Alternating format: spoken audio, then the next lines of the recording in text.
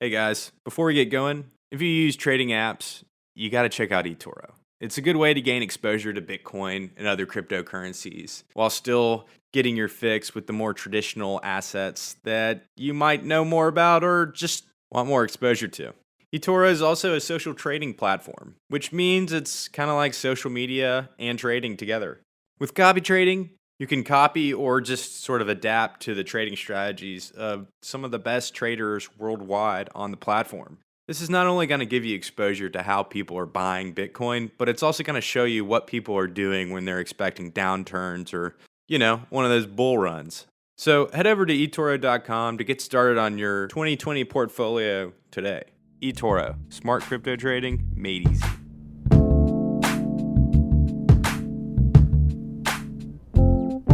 Hey all, Dave Holloway here. I'm sure you're all at home now, jonesing for some choice Bitcoin content. The price has dropped pretty significantly. A lot of people think it's a response to the news that came out of Italy. Their economy is essentially shut down, and now a lot of other governments across the world are doing a similar thing. Pretty obvious in times of such great uncertainty, people are looking to cash. And if you're paying attention to what the US is doing, you might see shockingly low, close to zero interest rates. There's plenty of questions around whether or not the Fed lowering interest rates is going to do anything. And also the long-term consequences of lower interest rates can be pretty negative. We're talking lower wages, unemployment, and of course, inflation. But on today's episode, I'm not going to actually ride on this economic news pipeline fallout. Even as hodlers' hands are getting weak and they're starting to sell Bitcoin, I think the vast majority of people who believe in this technology are starting to understand how much chaos can come when a central bank dictates monetary policy.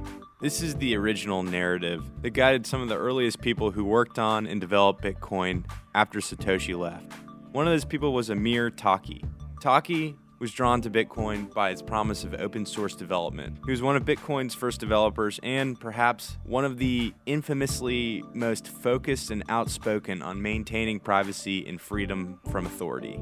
In this episode, I've got an interview with Taaki, who after years spent with the Syrian Democratic Forces fighting the Islamic State of Iraq and Syria and helping build their somewhat new democratic society, is now contributing to multiple cryptocurrency and privacy projects not yet revealed to the public. Some people say the Amir Taaki of 2014, the creator of Dark Wallet and the one who first initiated the proposal for the Bip System, is completely different from the Amir Taaki of today. Taaki is an outspoken critic of many people in the Bitcoin ecosystem, as well as its overall direction. So I'll let you be the judge on some of the stuff he's saying.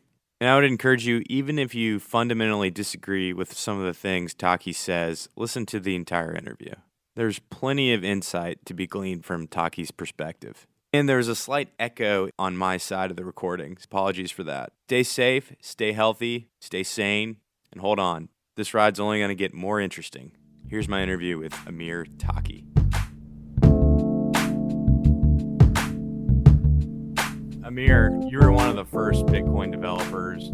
You created the Bitcoin software library, LeBitcoin, as well as Dark Wallet, the first privacy-focused Bitcoin wallet to include a built-in CoinJoin mixer. But your team also came up with what later became the .onion market open bazaar. And this is all to say you've experienced Bitcoin's early development and were a major influence to that development. Those are the same years when some of our listeners wouldn't consider themselves as part of the Bitcoin community.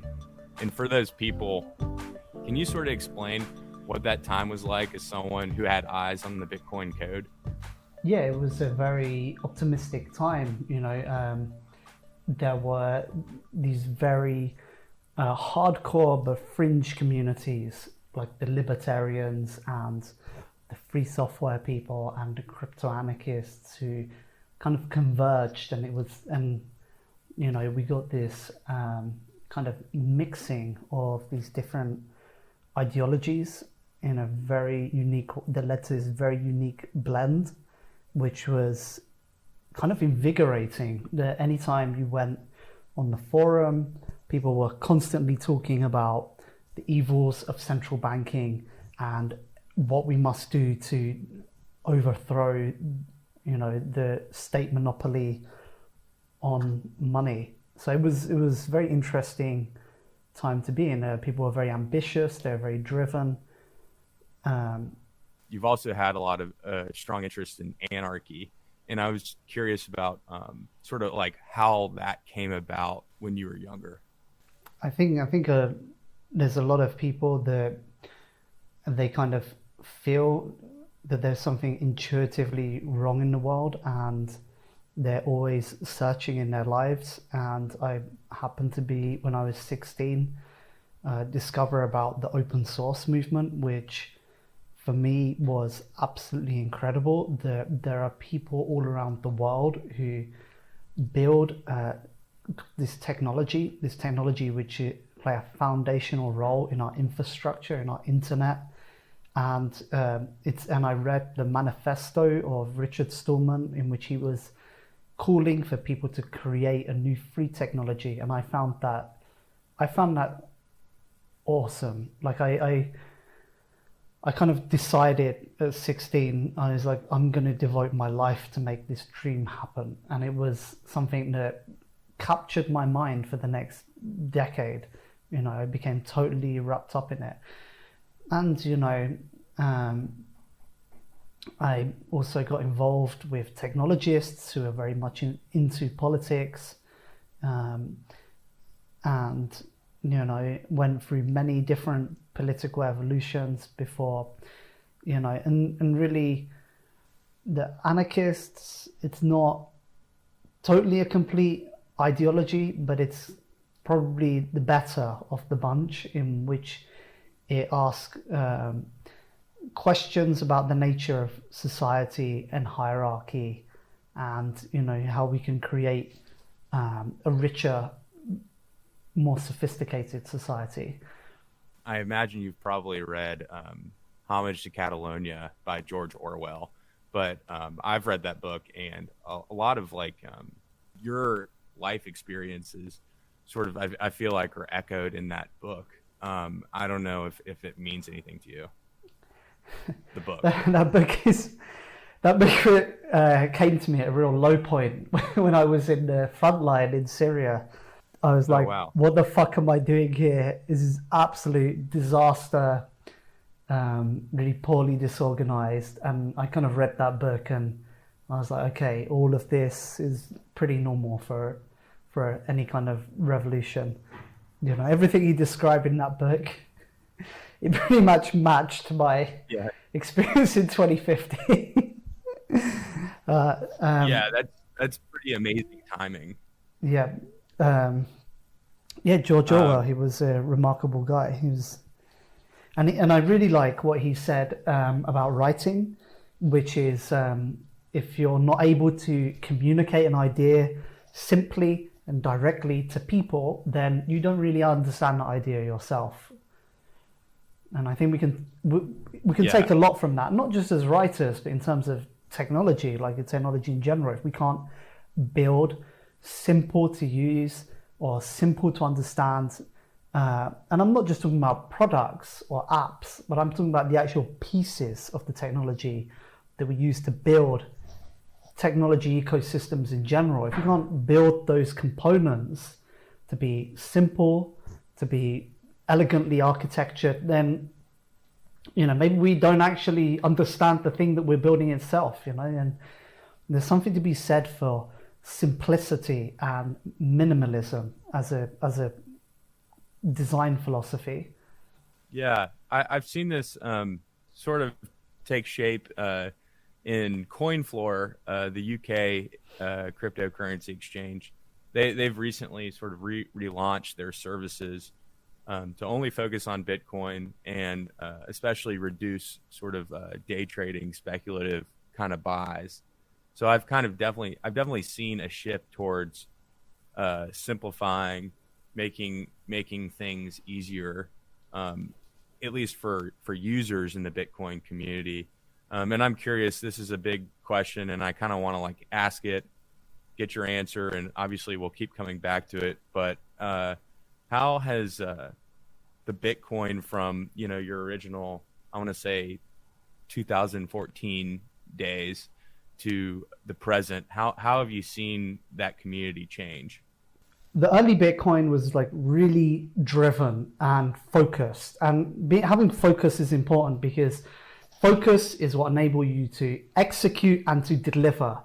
And what we've seen happen since then is that, those simplistic ideologies which kind of converged around Bitcoin haven't really been able to answer all of the questions and kind of guide us in terms of strategy to kind of go forwards and to take opportunity and to be successful. And so what's happened is we've seen a kind of diversification from these ideologies. And, one branch of that is the people who left and made Ethereum, and, they're into unicorns and rainbows and really vague, abstract projects that I don't know. And then we've got this weird kind of regressive or reactionary Bitcoin culture, which is kind of reasserting that, we're not hippies, we're not vegans, we eat meat, and very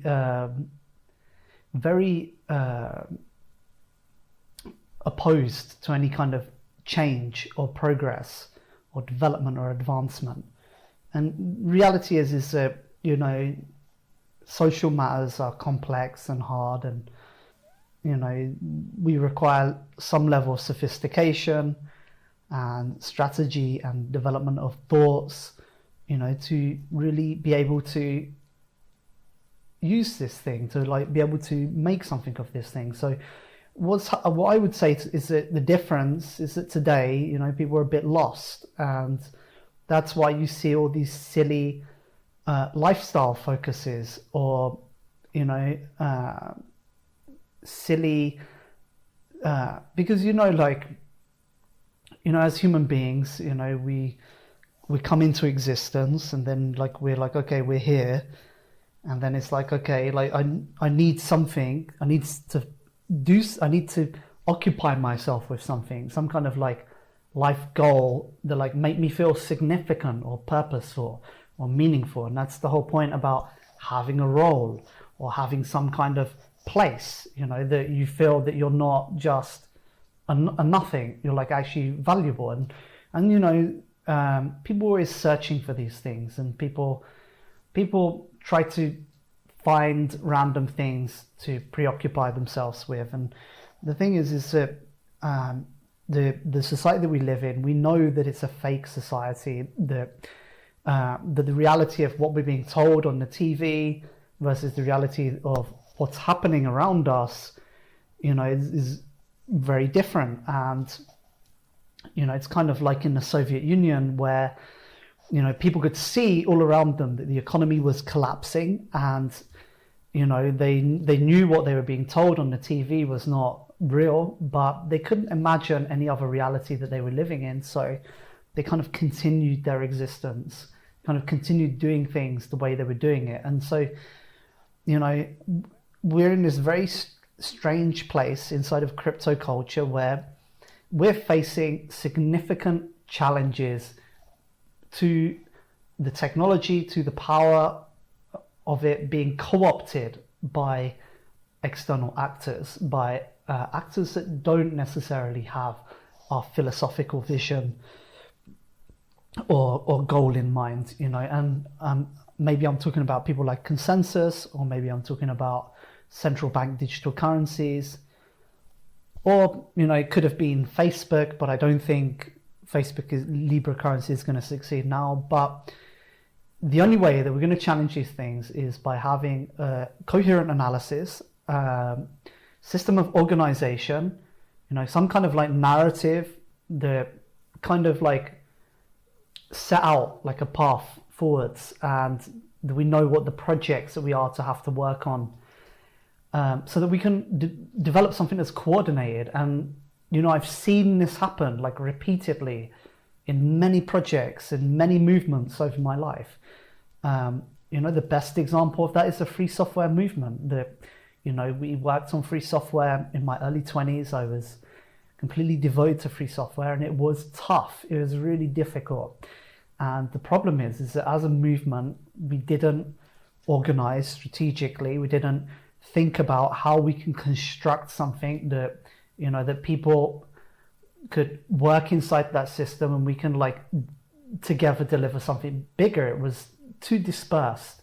And you had this problem where there would be like a huge amount of focus on some random projects, or you'd get like a technologist who, he'd spend years working on something, which, maybe in the grand scheme of things wasn't so important for us as a movement to get from A to B. And then you had like these other projects which were like really key, but didn't get enough attention or enough focus.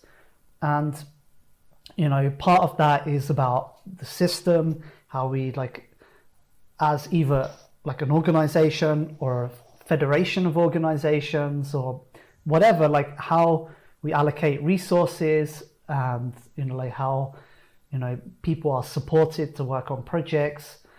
But the bigger emphasis that I want to draw attention to, which a lot of people always, when I talk about this, they focus on the kind of system underlying it, but that's not really the center of this. In some ways, like the system of organization is kind of whatever. It's like you can either have it or not have it, but the real focus that's important is the narrative, is the kind of ideas that we develop, that we kind of analyze, we kind of like have a roadmap. We like go because, okay, look, if I explain, when I build a product, I can write a really shitty code, and I can like get it out there, boof, it's out, and I have something that's out, and then it's like for that thing to grow, I need to like bring on more developers, and I need to bring on more resources so that it can expand. But as it expands,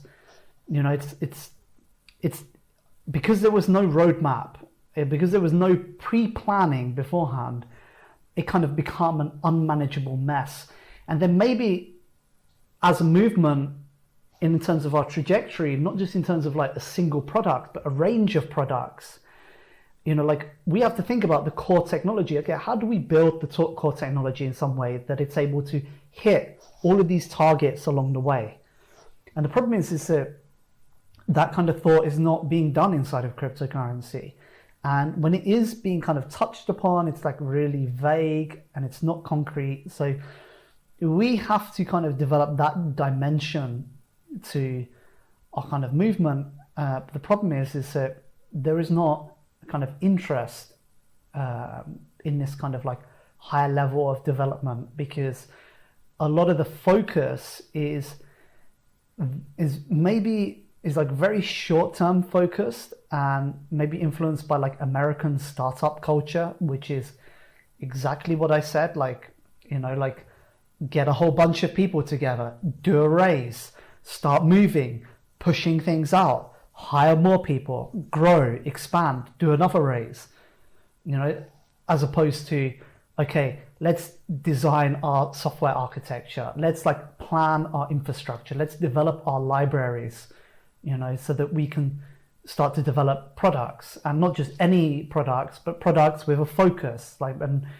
How did we decide what that focus is? Because as a cryptocurrency, or as this emerging field of technology, like really, if we're really honest, like the goal of the technology is because we want power. Like we have some ideas about the world, and we want our ideas to gain power. We want to put this technology as a powerful tool in service of those ideas. So, it's not, and like some people is like, oh, I want to make loads of money, and that's really like a simpler, lower level way for people who kind of want to gain power, and they don't really know why they want to gain power.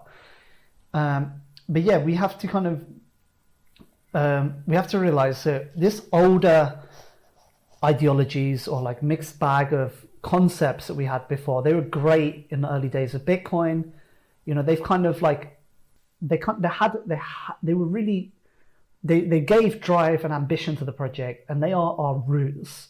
and we have to get back to our roots. But we also have to realize that, that is not the thing by itself. Like, we have to kind of develop or expand our ideas. We have to expand our vision, and that's why I'm trying to talk about narrative and talk about culture, because it's really important to think about the paradigms or the concepts that drive programmers, because or your technologists or your movement as a whole, because this is the thing that the free software movement suffered for. Free software movement had like a very big vision of society, and it ended up, because it wasn't able to properly organize itself, it wasn't able to properly develop as a movement, it kind of became stunted.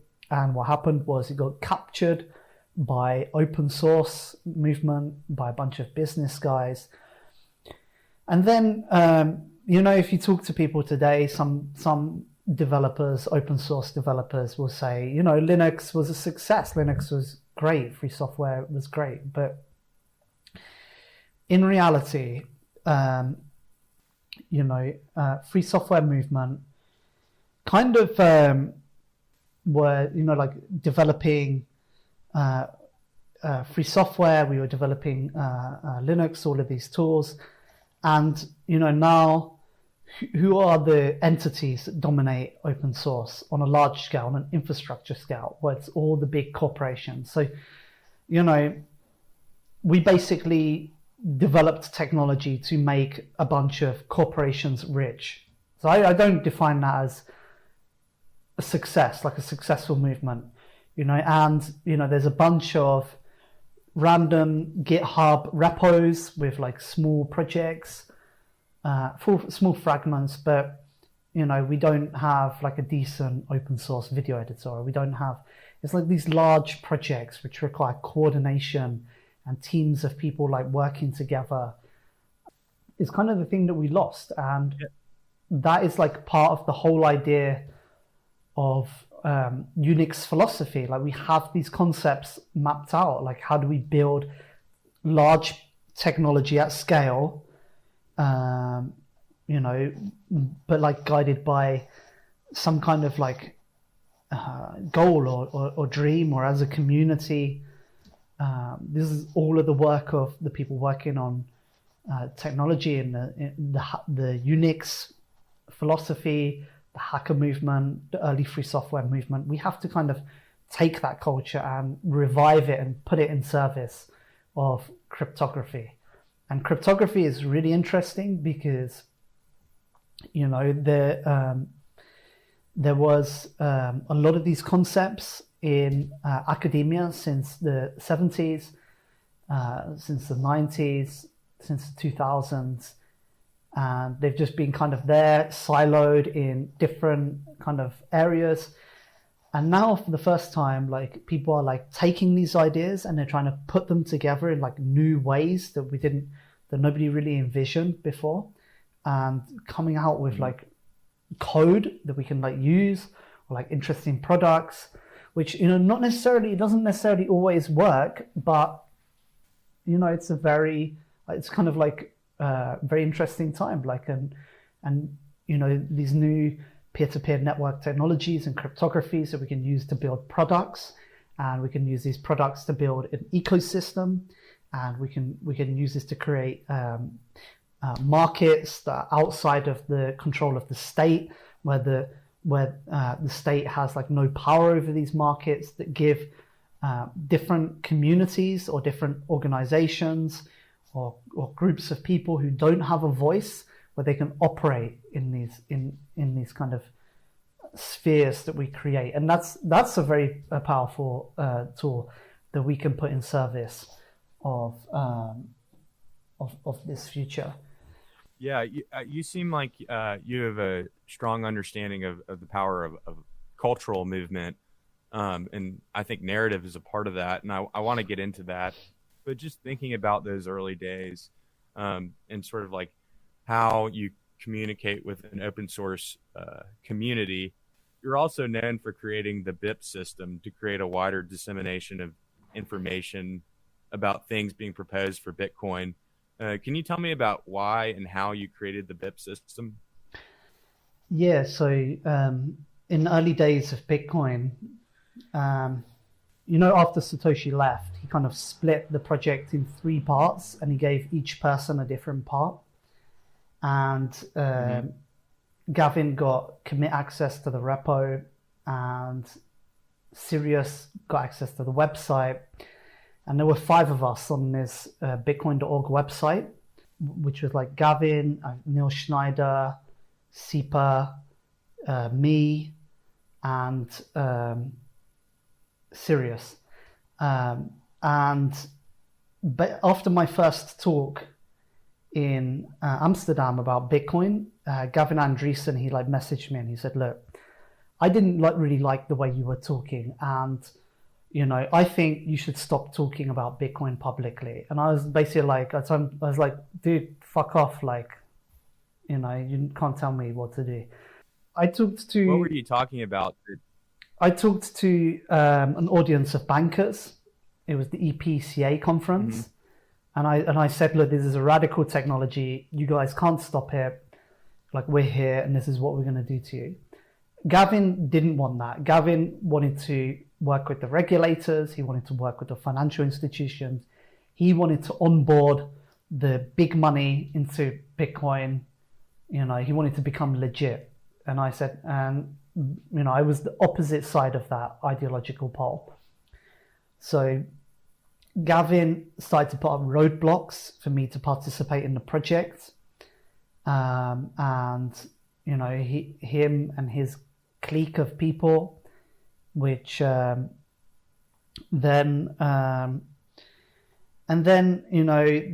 started to sideline me from Bitcoin.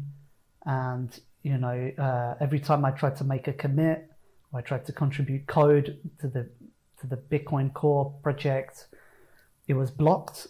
So I was like, okay, it's impossible for me to work with these people. So that's why I started working on libBitcoin, and I started to rewrite Bitcoin source code to have alternative implementation, because I thought it was very dangerous to have a single implementation which was in the hands of Gavin. He needed some kind of counterbalance. And then the Bip system as well was like, Gavin, he's not smart. He doesn't have he's not a very good developer. And he had these crazy ideas that he wanted to modify Bitcoin with. So I was like, okay, there have to be some control to limit his power. And that's why I proposed the Bip system, so that there's a standardization process, so that it has to go through public review. So these guys couldn't just make changes to the Bitcoin system as they saw fit. It was to kind of stop or limit changes to Bitcoin. The problem is that culture that we initiated in those days was kind of like completely overtaken the mind space of Bitcoin. It's like completely gone towards its trajectory, and that was not the intent originally. The intent was to have Bitcoin be conservative against changes, but it wasn't to stop any kind of progress happening inside of Bitcoin, which, Bitcoin as a system, it's very poorly engineered, it's very inefficient, and the kind of developments in cryptography that are happening now are going to lead to a system that's eventually going to supersede Bitcoin at some point. It's kind of like inevitable at this point. Are you speaking purely from a privacy standpoint, or are you talking about just a cryptocurrency in general? Cryptocurrency. Look at this.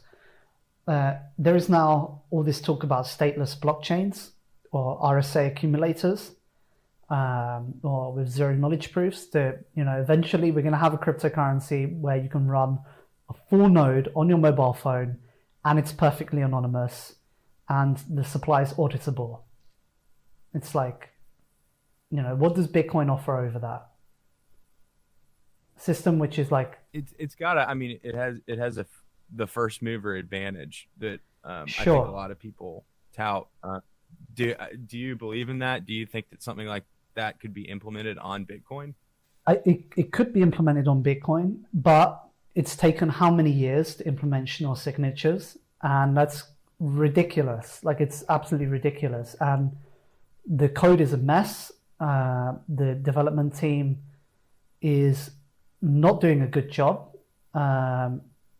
It's and Blockstream is a failure as a company, so there isn't really a strong narrative that give like drive to Bitcoin projects. So it's like I'm not, unless there's like some great change, I'm not too optimistic. And these people that sit at the top of the project, they're too corrupted by the power that they have. Their interests are too entrenched by continuing or furthering what exists. They're not, first of all, I don't think that they're capable of enacting the kind of radical kind of shift in directives that Bitcoin need as a project to be able to face up to the challenges that we're facing as a community from other entities that are adopting the technology that we have produced or we are producing. And second of all, I just don't think that it's in their interest to. I just don't think that they are motivated by the same socio-political dimension that a lot of us are driven by. I think honestly that they have found a position, they found somewhere which is kind of comfortable, and they kind of enjoy that kind of community. They found that meaning or purpose that give them kind of value as a human being, and they want to hold on to that position. So I've had experience like interacting with these guys, and I was really disappointed in how limited their vision and their scope is for Bitcoin, and how unwilling they are to kind of engage with these ideas on a high level. And maybe you think, okay, Ethereum is like more optimistic. There's more hope in Ethereum, but it's like Ethereum also. It's like too corrupted. It's like not able to organize itself effectively and deliver. It's like too wishy-washy. Yeah, but I will say that Ethereum community, like the actual community, not the leadership, the community has a very rich resource of talent and forward-thinking people that's like really worth engaging with or recruiting from. And it's kind of a mistake when Bitcoin tried to cut itself off from other cryptocurrency communities and present itself as above or superior, because really that's not who the main enemy is. That's not like where we draw the line at. Like really, and that's what I mean about this shift in focus. It's become a kind of lifestyle or a kind of identity politics where it's like, I'm a Bitcoiner, I'm a Ethereum person, I'm this, I'm that. It doesn't really matter. Like nobody really cares. At the end of the day, it's cryptocurrency, it's cryptography, it's an entity in itself now that's beyond any one of these singular projects. The really big question is one of economics, of the state, of the system, of central banks, of financial networks. It's like that's what we should be engaged in. But it's a lot of like really silly diversions at this point.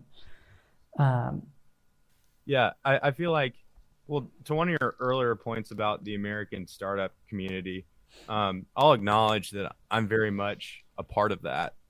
And the conversations around mainstream adoption right now are very much sort of what you're speaking against or warning. I see a lot of the identity politics around Bitcoin, people, saying they're Bitcoiners on Twitter as sort of a way to simplify the narrative, and people who are working on different projects as somehow taking away from that narrative. Like, how would you sort of explain what you're saying from that context? Well, it's like, I don't really see Bitcoin people that much talking about their narrative. In fact, I don't even think they have a narrative anymore. I think there's just a vestige of something that existed before a long time ago, which is like people just paying homage to ideas that kind of get you into the community, get you accepted.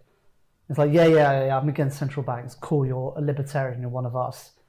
But it's really doesn't go beyond that, and you're not going to get far if the conversation is not elevated to a higher level. But I'm not against American startup culture in the same way that I'm not totally for like like a world full of academic philosophers. It's I like this the thing about making a startup and how you structure a project and how you like put categories of people as founders, as staff, as investor, how you make a timeline, a budget, allocate resources. This is all really useful knowledge about how to execute and how to get something done and like how to make things happen. And I'm totally for that. And that's knowledge that was kind of missing from the free software culture, which is what existed in the beginning. But also the problem is that free software, it had the philosophy, it had the beating heart that drove the project forward. Like those people that they really believe in something, and because they really believe in something, they devote their mind completely to a thing. They even willing to forego profit. They're like not just doing it 9 to 5, but they're like really in the thing. Those people are like very special, and those people are like what really carry your project forwards. It's the people that is not so valuable is not the paid employees. It's not the really expensive cryptographer or the really rock star dev that you're like paying a huge salary to. And it's important not to lose the focus, because when we lose the focus, that's when we start to get co-opted, that we no longer like realize like, okay, where is the actual core of our movement lie? And that's kind of what's happening now, is because everybody's so focused on doing something or getting something out the door, but it's not really like nobody's stopping to think, okay, like where are we going towards, or like for what are we doing this? And so you get like one project, and you mentioned Open Bazaar before. Open Bazaar, everybody gets really excited about it. It doesn't deliver, it doesn't work out, it doesn't deliver to people's expectations about like what will be the effects of it. Then people like lose hope in that project. Then something new comes along, people invest all their interest in that, everybody start pushing that thing also doesn't work out. Something new come along, people go into that thing. It happens over and over and over again until people start to get exhausted, people start to lose hope. And that's like a process that it just repeats itself over and over and over again. I've seen it happen throughout all open source projects and the entire movement as a whole. What I'm saying is like, before we start pushing into the next big projects to like move forwards quickly, let's like slow down a bit. Let's like really think about like, where are we going towards? Like, why are we doing this? Like, let's start to like look geographically. What are the key regions that are going to be popping up in the future? It's like when I was in Syria, I was like, I was also in Syria this last year as well, and my like main role or responsibility is like reviewing technical projects for North Syria, for a region of 5 million people, so that we can get technical projects approved. And one of the projects was about telephony and internet, and people often ask me, oh yeah, what about like mesh networks and all this stuff? It's like, look, you can't deliver like a quality production scale networking system to people with mesh networks. It just doesn't work. Like you need to have some kind of like structural planning of backbones of like architecture for how you lay the pipes in the ground. And, I was looking at open source solutions, like how can I build like mobile phone networks and stuff like that. And there's like a few things on the internet. There's like a few like rando projects, like Open BTS, but it's not something you can deploy like to like on a national scale. And in the end, it's like, we literally just had to cut a deal with a private company to come and like lay the fiber down, to come and create the telephony networks, which is not great because it's like, now you like give a private entity control over your telecommunications infrastructure, and you don't know what hostile powers exist outside, what kind of surveillance infrastructure they install inside your telephony, which is a shame. It's like a good example of like how open source has failed to deliver. And then I was like looking at cryptocurrency. I was like, okay, how can we deploy cryptocurrency? And I started to contact like people from cryptocurrency community, and I was like, a lot of these like so-called leaders, I just saw that they're like very limited in their thinking. They're not able to think on a bigger scale. And I was like, okay, I'm not getting any support from any of these people. And, all the people on inside of Bitcoin that every year do rounds in conferences, giving lectures. So then I was like, okay, how do we do this ourselves? And then I started to look, and it's like, okay, you need to have, for people who don't have mobile phones or connectivity, how do you create physical currency? Like, what are the machines you need? Like, what are the solutions that are out there? What's the research that's been done? How do we create a radio network with base stations? Like, how do you like create the servers? How do you link all that up? Like, how about the software so that you can like issue blinded credentials, or like blinded tokens that you can have like anonymous instant payments and have metadata in those transactions, and all of this stuff is like, if you are making an infrastructure for 5 million people, it's completely different to if you're making it for individual, for like an individual making an app in an app store in a marketplace. And it's like, we're just not prepared. Like, if any administration says to us in the world, okay, I want to deploy Bitcoin in our region of like however many people, there's no group now that has the software or the infrastructure ready to go and like set up that financial network. And really, that is the key important topic that we should be engaged in. It's like, now I read about Russia creating an alternative to SWIFT network because of the embargo, and they're signing up Iran and China to that network.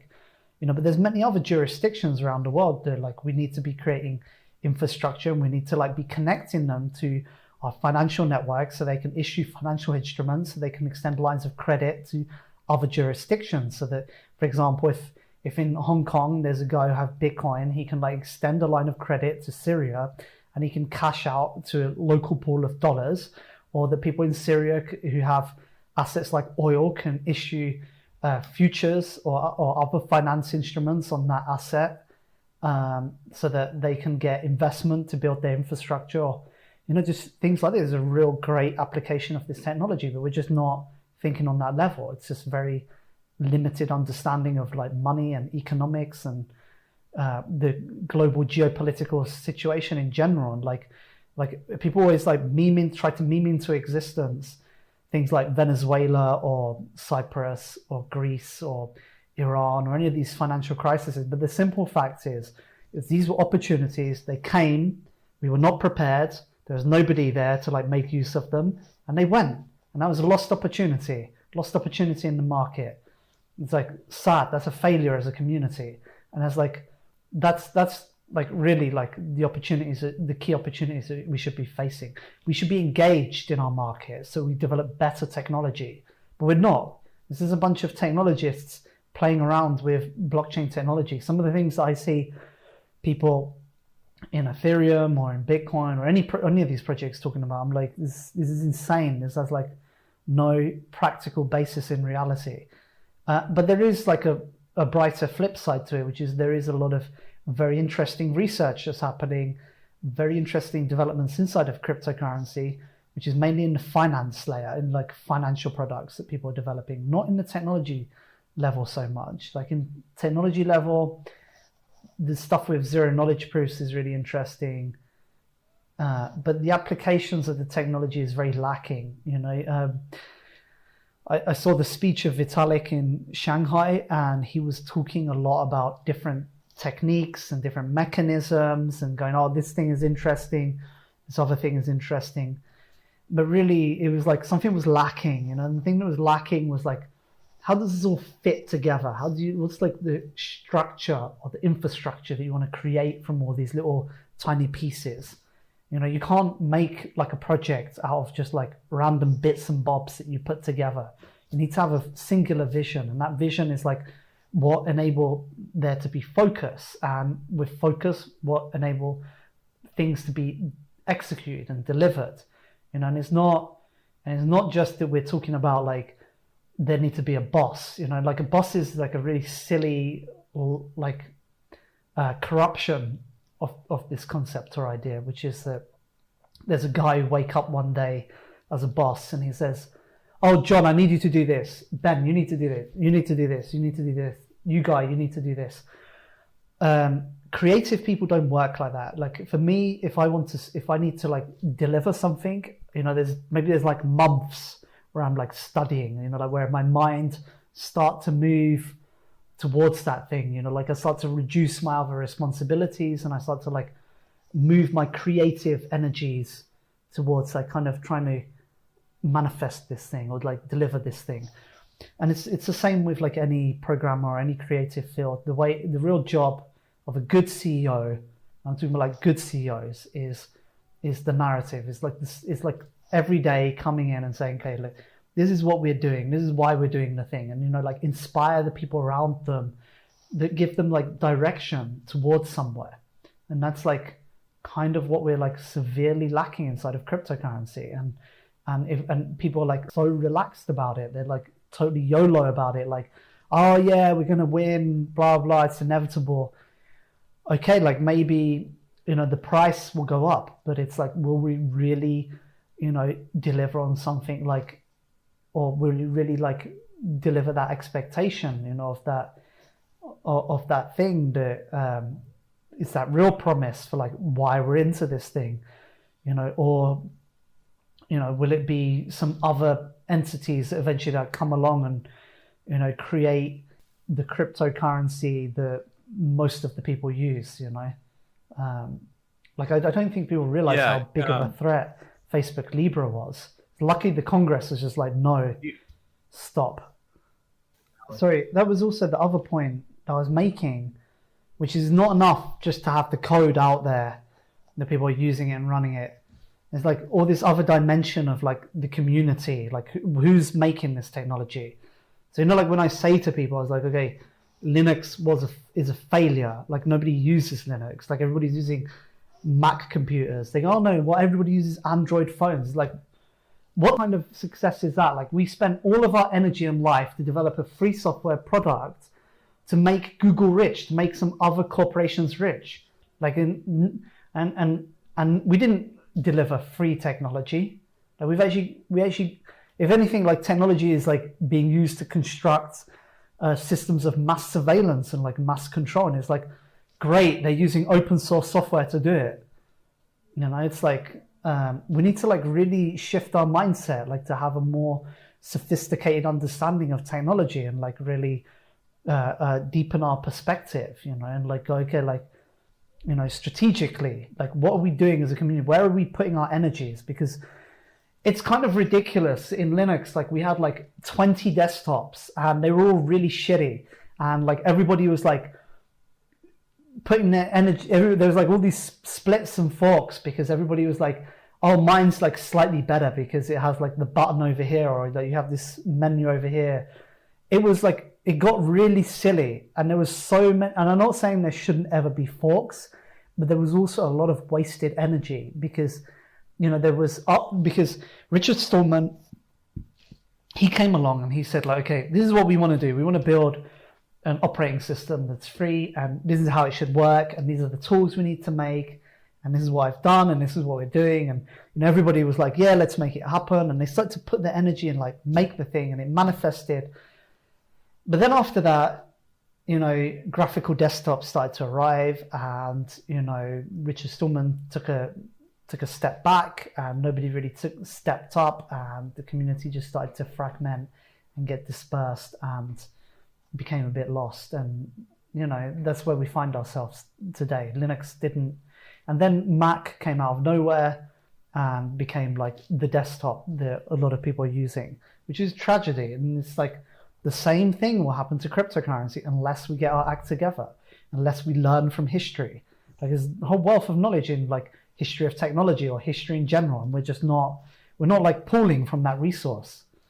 So it sounds like you also have spent some time looking into how Bitcoin can be deployed to use for other dissident technological applications.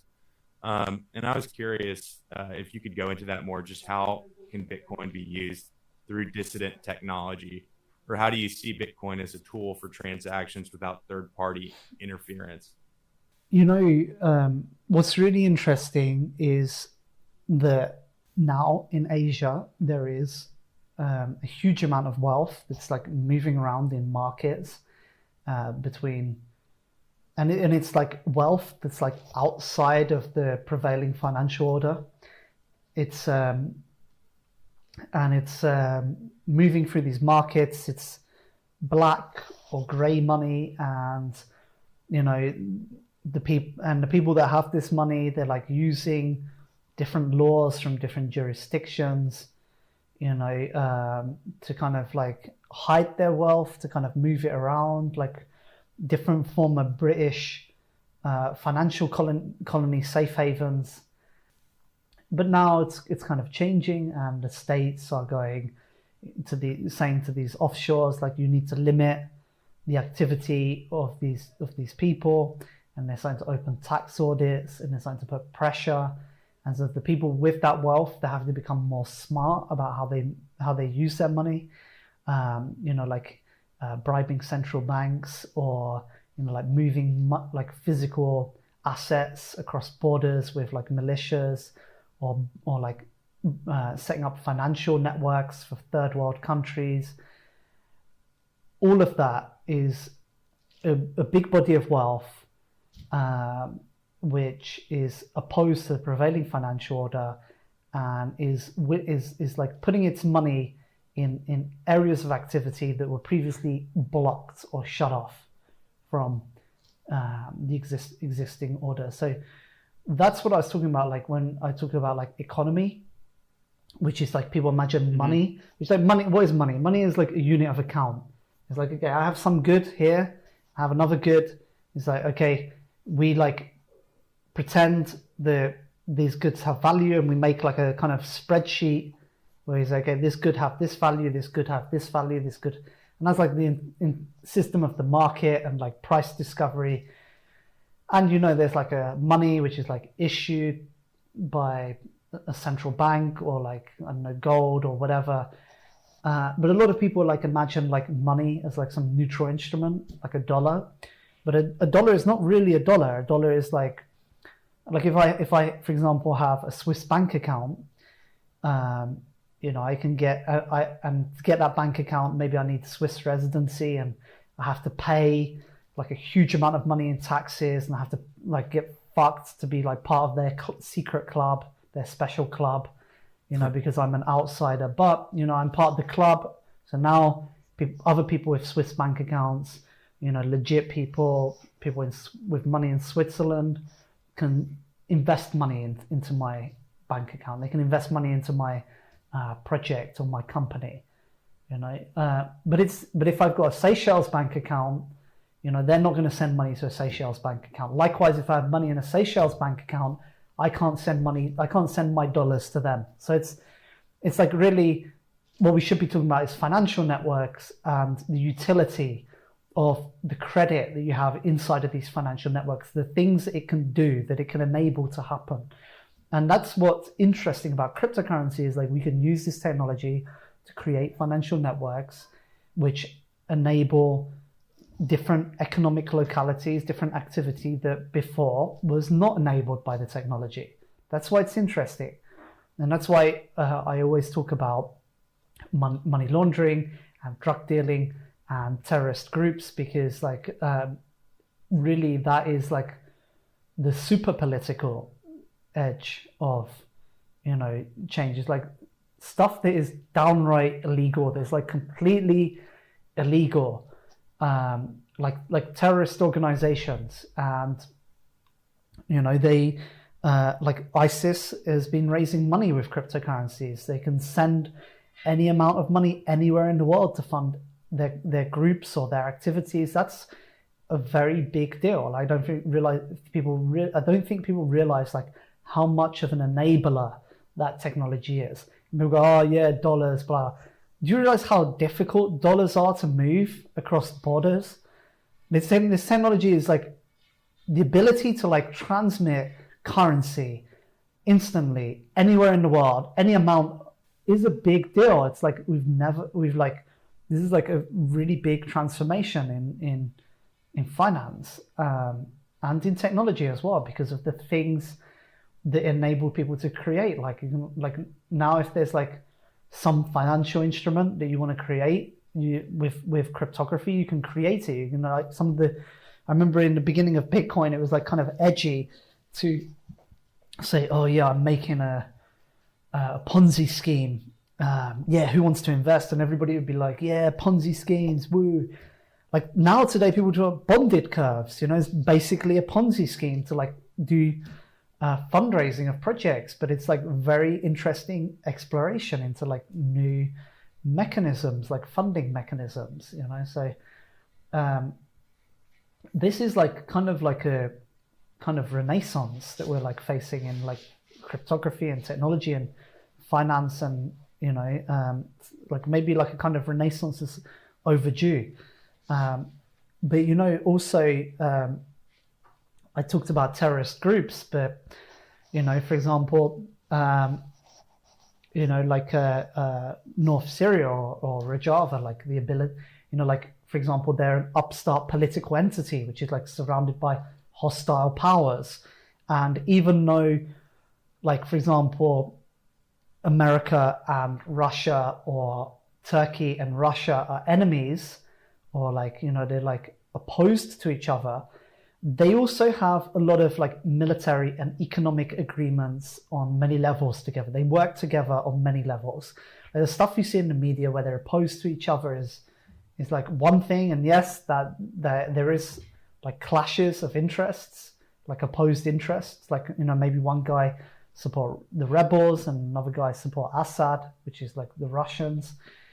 But you know, they also work together in many other ways. Like they have many other interests. And in the case of North Syria, you know, like they're in a very difficult situation where basically everybody is hostile to them, and there's a prevailing financial order, which is like, you know, like if you want to be able to, I don't know, gain some, be able to purchase some kind of parts on the open market. First of all, you're blocked from the open market. They, you know, like they say, okay, you're not allowed, even with your own money, to have access to the market.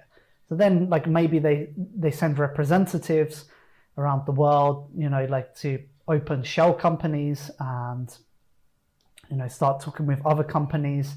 It could be like an agricultural part. It could be something like really silly or stupid, you know, or something that's like necessary.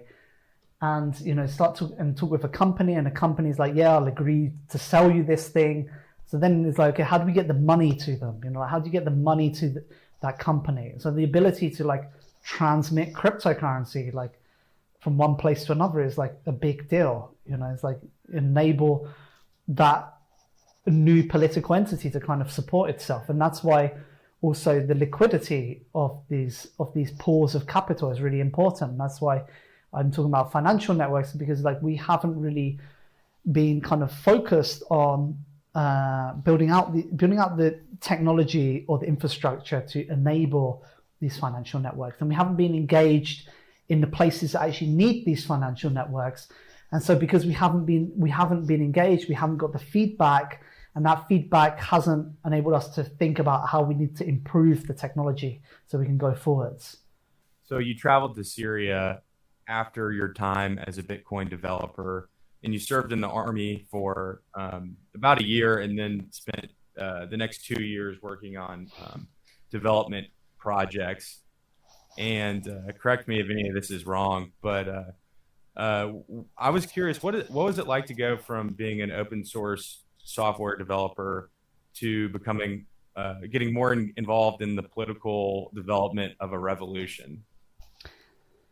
Yeah, so it was kind of mad. Like, I got shipped to a war. I had to learn how to use a gun and everything.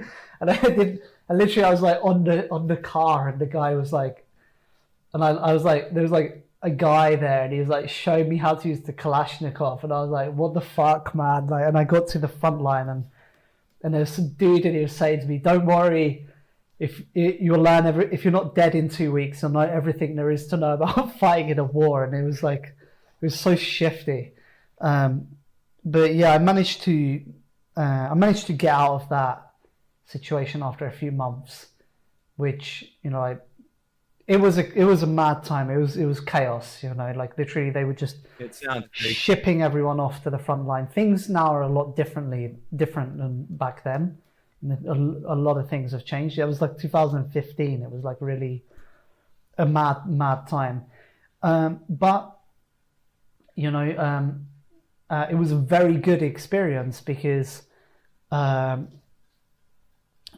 know, you have to understand that there is, you know, this movement in Syria, which is based around the ideas of Öcalan, the philosophy of Öcalan, which he wrote these books in prison. But it's a very organized movement, and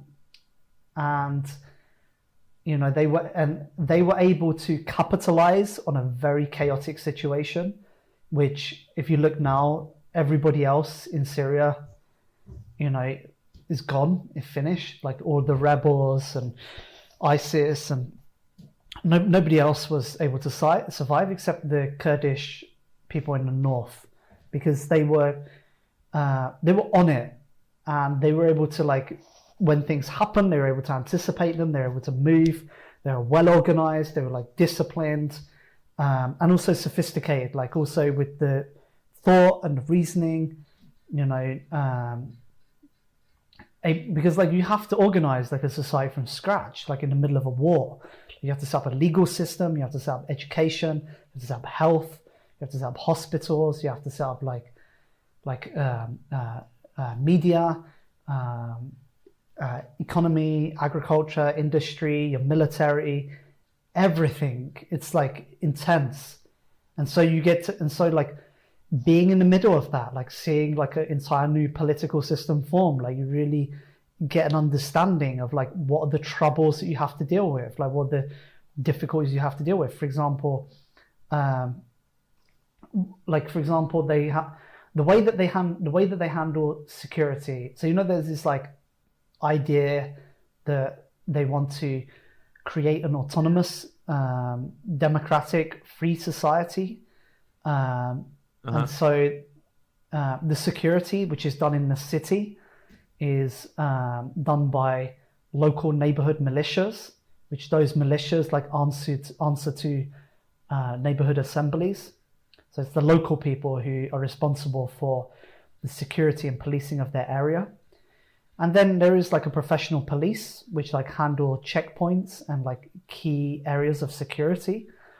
But like you kind of understand, like, for example, you know, if my neighbor is like, if there's like a guy down the road who's like an ISIS guy and he needs to be like arrested, I'm not going to go to his house and fuck with that guy. You know, like personally, I'm not going to go to his house. But, you know, that's why you need like guys who are like dressed in black, who are like anti-terror police, who are like specialized for this thing, who are going to go and arrest that guy, take that guy in, and who have experience doing that. And then, but the problem is like, okay, we recognize that when you have these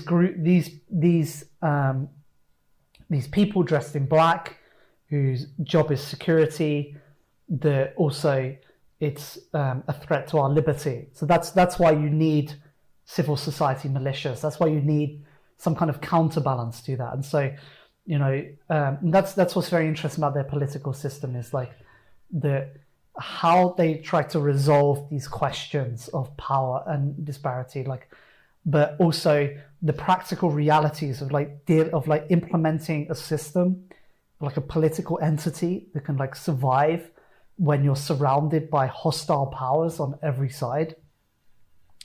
And why is liberty important? Because that's what is the source of the wealth and creation and development of society. But at the same time, you need to answer questions like foreign policy and security and matters of national importance. We're seeing this virus now that's spreading around, and really it's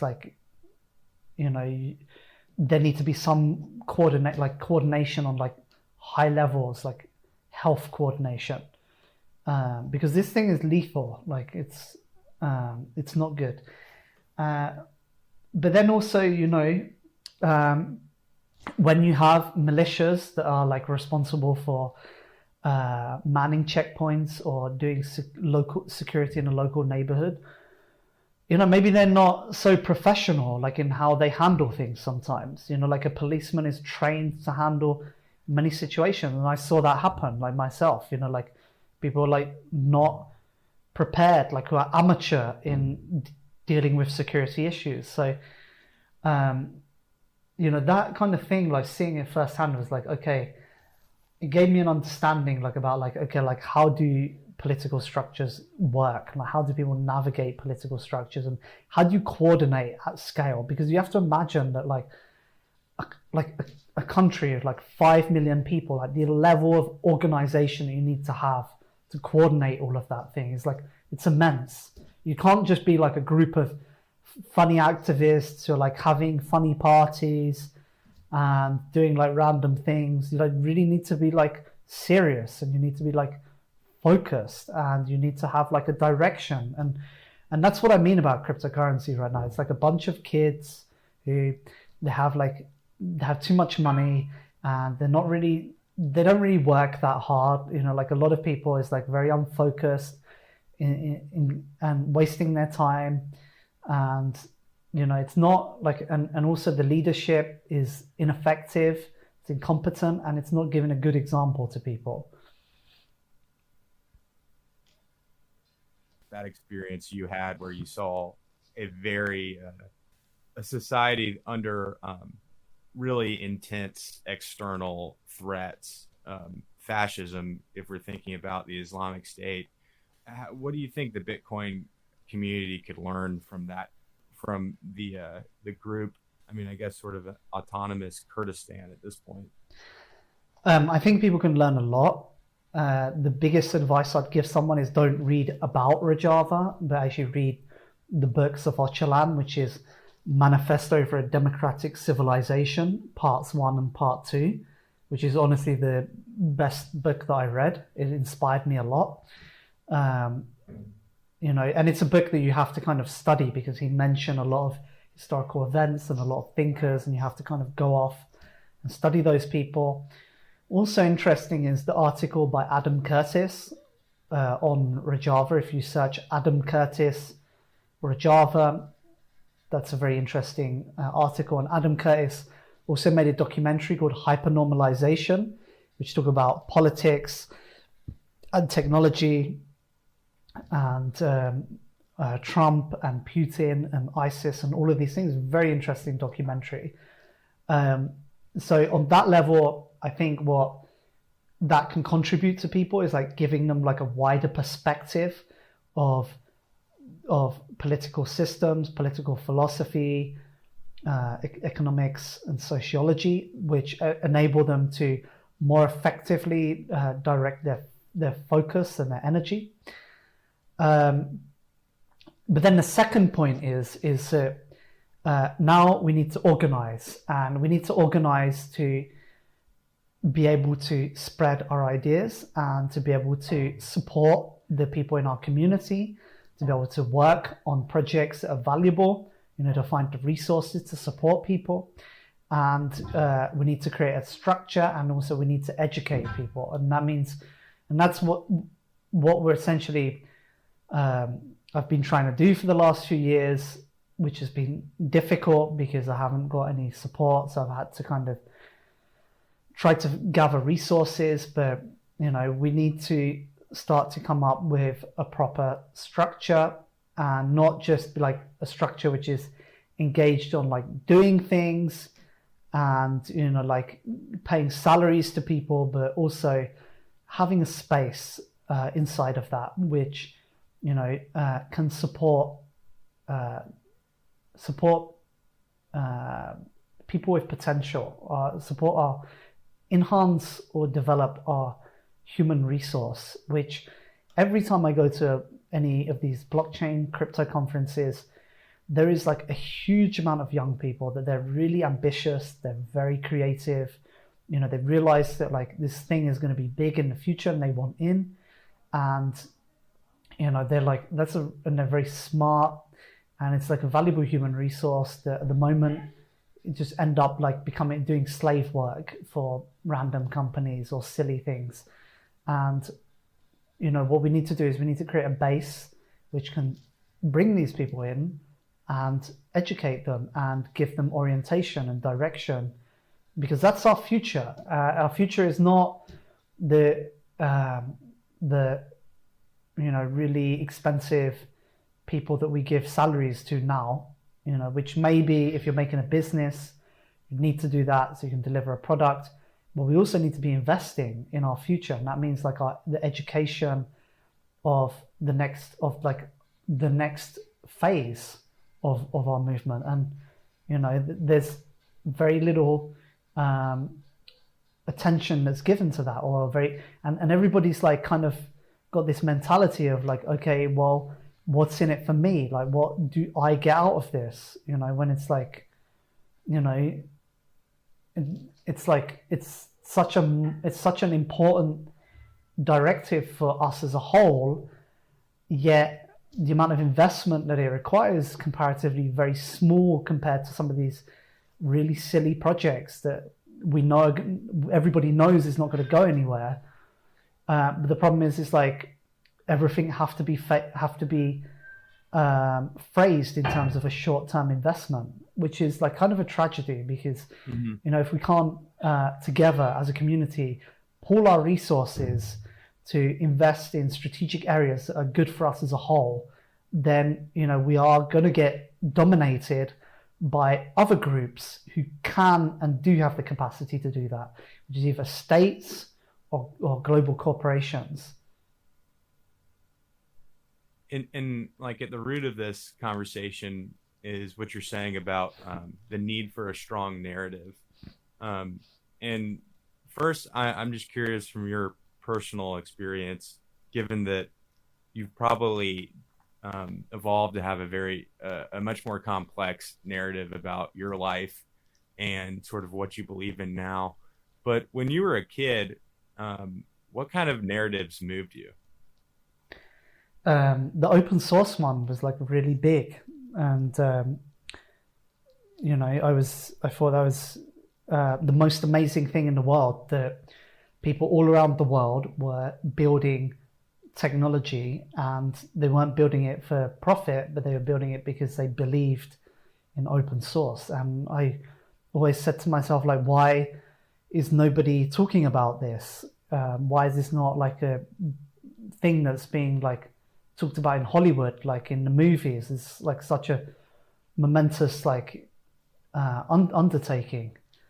But I was also I got really involved in like anarchist, activist communities and politics, and I was like, wow, this is like very different. People are like living together, and there's like mutuality, and there's like shared sense of values, and it's nice because because like you can be around people who like share your ideas, and together you're like trying to create something big, and that's a very different way of living to the society that most people exist in, which is like you do your work and you have like your own atom in like a sea of atoms, and just like you can feel like just you fade out of existence.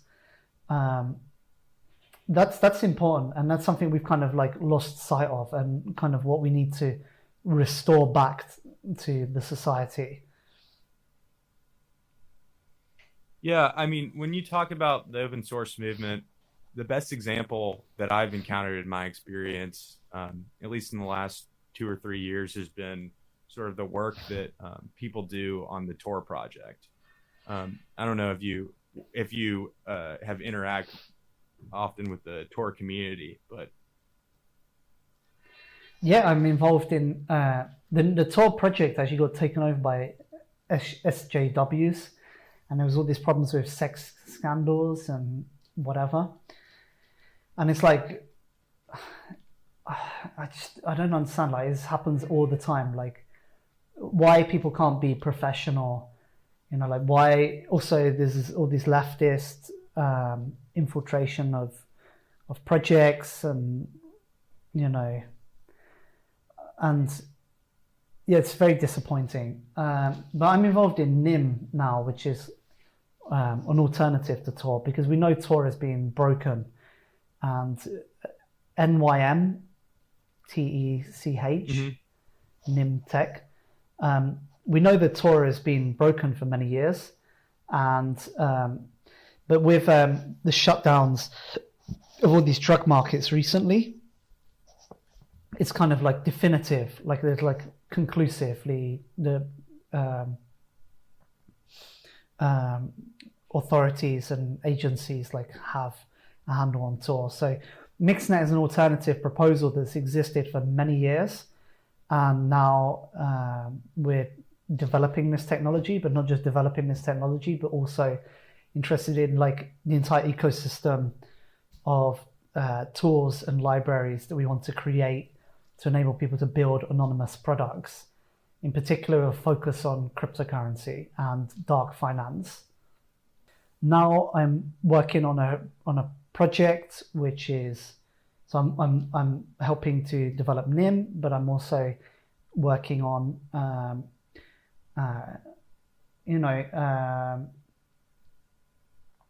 I'm working on anonymization of cryptocurrencies and products to do that, and also and that's kind of like my initial goal, is how to anonymize cryptocurrencies, but the same technology that I'm building out will be kind of like a platform or like a library that we can use to build other products, like decentralized exchanges, marketplaces, and then also like a generalized platform for like issuing anonymized smart contracts and different financial instruments. Are you planning on integrating Bitcoin in those projects? Yeah, all of the cryptocurrencies. Do you have like a name for any of them outside of NIM? Or no, it's is not that sort of like public still yet. being... And I also wanted to ask about the Hacker Academy that you've been running in Spain. Can you sort of tell me where you are with that? I guess these are probably the projects you're working on right now. At the Academy, but can you tell me? There's a Lightning Hack Day that's happening in April in the Academy. The Academy in Barcelona is the first academy that we're making. Like, the plan is in the future to have more academies, and the Academy is one part of like a bigger thing, which is like the incubator or the Hack Lab. So we want to start to bring in projects and interesting projects and kind of nurture these projects and develop them into entities or products, and have some of these products be profitable so we can bring in income and we can invest it into like other products. And the academy is like one part where we want to kind of be able to do training for people, like maybe some classes about cryptocurrency, but then also like more intensive trainings like for people that either for like our organization or for the people that are working on different projects. There's like a more commercial aspect, and then there's like a more non-commercial aspect. I wanted to ask too about one thing I've heard. I know you've worked with Vitalik in the past, or at least collaborated with him. He was the original guy who covered your release of Dark Wallet for Bitcoin Magazine. And I know when the Ethereum fundraising sort of started to pop off, I think you were in Syria at the time. But I was just curious about your thoughts on Vitalik. You mentioned that a little bit earlier. I've heard a lot of people talk about when people lose their way, about a good thing to do, sort of like all these disagreements that happen in the community. A good thing to do is sort of to remind them why they got involved and to sort of be able to channel that. So I was curious if you could remind Vitalik of anything back from, I guess, the pre-Ethereum days. What do you think you would remind him of? That he was in our hack lab and we were feeding him, and not just him, but other developers, and offering a space for people to come and to work on projects and training people. And therefore he has a duty or responsibility to pay it forwards to the next generation of developers. Yeah, this whole conversation we've been hitting on narrative. You've sort of talked about what you think is wrong, or just the fact that the Bitcoin community doesn't really have a cohesive narrative right now. What do you think? What's your vision of Bitcoin's narrative if it is to be successful? The legacy of civilization that we live in is a state-based civilization. It's civilization which is based off of hierarchical system of control, specialization of labor, which lead to all the modern problems we have with like alienation and domination and authority. And so, we want to create a different kind of society, one which is free, in which people have liberty, in which the natural wealth of people's creative energies is used effectively, is nurtured and developed. And this emerging field of cryptography offer us a power, the power that we can use, in particular inside of the economic sphere, by building out financial networks, using the tactic of counter economics to create markets and financial instruments, which we can use as a tool to subvert state power and state control, and create spaces for where marginalized communities or actors can operate outside of state control. I don't know how well I answered that for you, but I'm always interested to improve. So I had a question about Dark Wallet specifically. Mm-hmm. In the article that Aaron Van Weerdum just put out about Dark Wallet, he pointed out that it's been alleged and unverified about whether or not the Islamic State used Dark Wallet for fundraising. I mean, I'm sure you've heard about people talking about this. I was curious about what your thoughts were on that, even if you could verify it or unverify it. They didn't say they used Bitcoin for fundraising. They didn't say they used Dark Wallet for fundraising. They said that they said Bitcoin is a great tool for fundraising, and they do use Bitcoin. But they did say that they were looking forward to the release of Dark Wallet, and it would be like a great tool, and that they ask Allah to hasten its usage.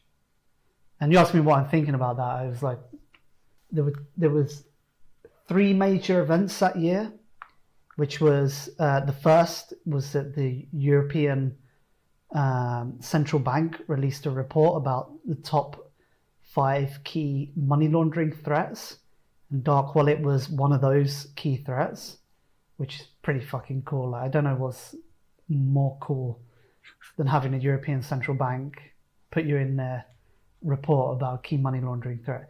The second thing was that news about ISIS saying, dark wallet is going to be great. We want it to happen.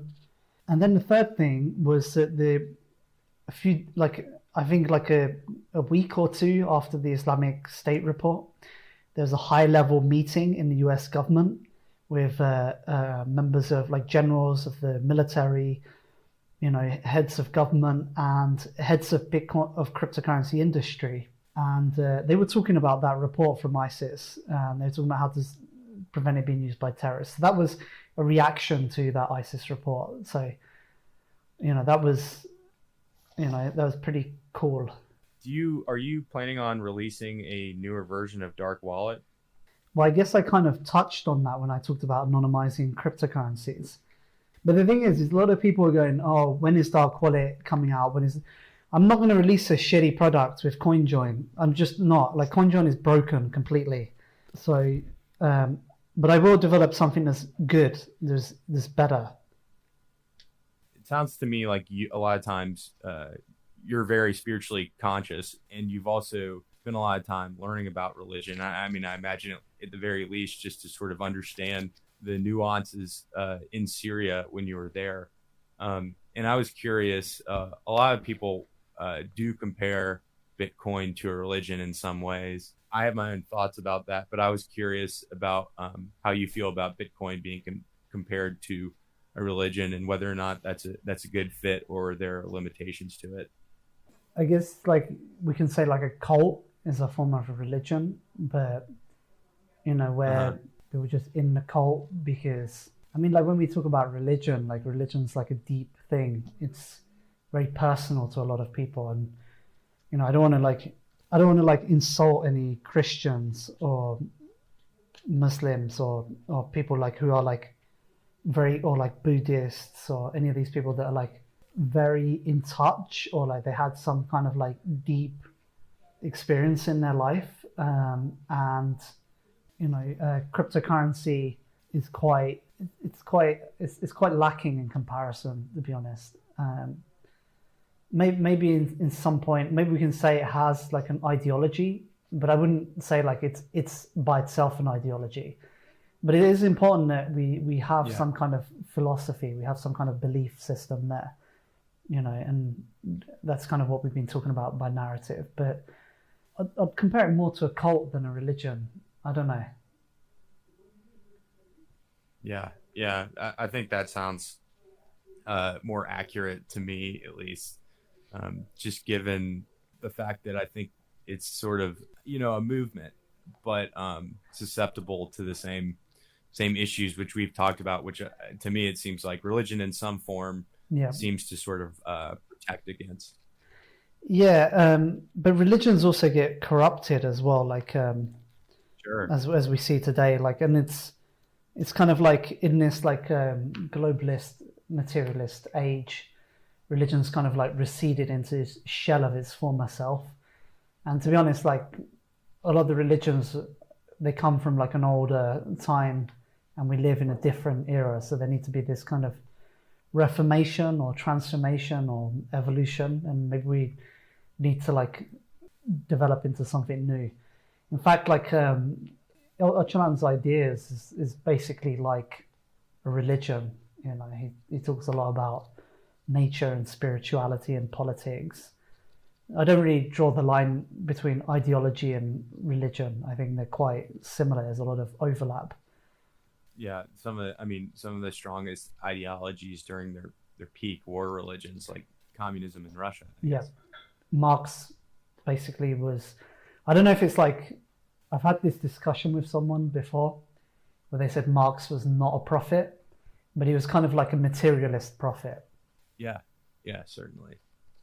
I mean, Satoshi's earliest writings about Bitcoin indicate that he saw Bitcoin as sort of like a political tool, mainly against the use of the current economic financial systems, central banks most of all. Do you see Bitcoin as a political tool? Yes. Well, I guess the reason why I asked is because technology, some people argue that technology in itself is not political. And I've heard people say this about Bitcoin, that Bitcoin by itself is not political. What's neutral about an autonomous killer drone? It seems like it's made for a purpose. I think there's confusion when it comes to the word politics, because sometimes people use it as a sort of identity kind of thing. Democrat and Republicans. Yeah. And I think that's a very different kind of politics than what we're talking about with Bitcoin. But I think that's people saying that Bitcoin's inherently apolitical. I think that it's a reaction to that. But I guess I was curious to hear your thoughts about Bitcoin as a political instrument. Well, we can actually develop this concept further, and we can actually maybe say that both people are right, or both people are like incomplete in the truth, which is Ted Kaczynski in the anti-tech revolution. He kind of say that technology have this kind of innate trajectory contained within it, and it's kind of got its destiny. It's like destined to be like a tool of oppression. So what we say, and this is what Lewis Mumford say, and also Öcalan, is that the real thing is the state civilization, and the technology is shaped by different ideological forces in society, and that technology as we know it and the technology that we used is being kind of co-opted or being shaped by state civilization. And that's why we're intimately familiar with the domination that is kind of enabled by technology, which is kind of represented at its apex by the pyramids, which is these gigantic like monolithic structure that were built by slaves.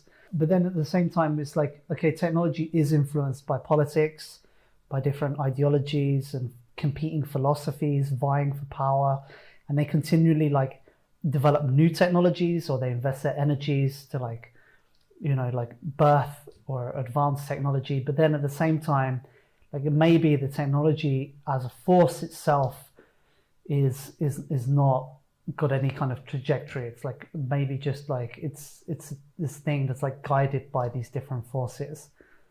Yeah, there's like a Greek word for that, which is, I think it's not mechanism, but it's machina or something like that.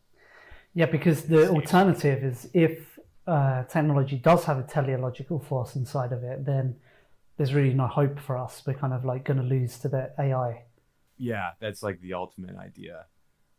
In some ways, I think that, this is when people talk about how cryptocurrency being used is a sociological movement. The effort to sort of use technology to change society, I think that does come down to like what a lot of people who invest in Bitcoin are believing, whether they choose to or not. But there's obviously more complexities in how that actually works, because there's sociological influence on Bitcoin too. Anyway, those are all my questions. Thanks a lot for taking the time, man. No worries. Nice to talk with you. Thanks a lot for your questions. Maybe it was like useful in some way. Bye.